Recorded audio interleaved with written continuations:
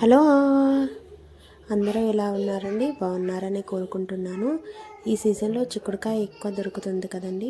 మెంతం కూర చిక్కుడుకాయ ఇలా ఫ్రై చేసుకుంటే చాలా బాగుంటుంది. ముందుగా కుక్కర్లో ఆయిల్ తీసుకొని అందులో ఉల్లిగడ్డ వేసి బాగా వేయించుకోవాలి. తర్వాత అల్లం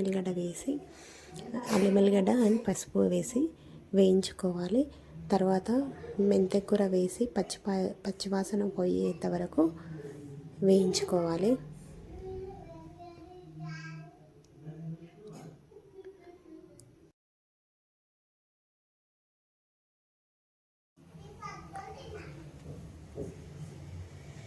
తర్వాత చిక్కుడుకాయలను వేసి బాగా ఆయిల్లో వేయించుకోవాలి.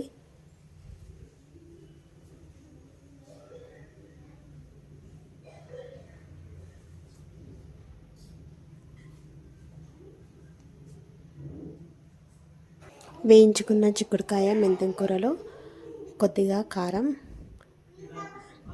అండ్ ఉప్పు వేసి బాగా కలపాలి.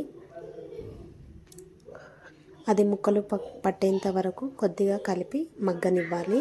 తర్వాత కుక్కర్ మూత పెట్టేసి లో ఫ్లేమ్లో 2 విజిల్స్ రానివ్వాలి.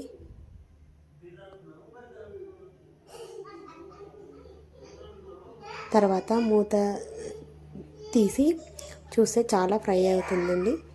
చాలా టేస్టీగా ఉంటుంది అండి ఈ రెసిపీ. మనకు దీనికి సైడ్ డిష్ ఏం అవసరం లేదు. ఇలానే రైస్కి డైరెక్ట్గా తినేయచ్చు. చాలా హెల్దీ అండ్ టేస్టీగా ఉంటుంది ఈ సీజన్ వెజిటేబుల్. ఒకసారి ట్రై చేయండి.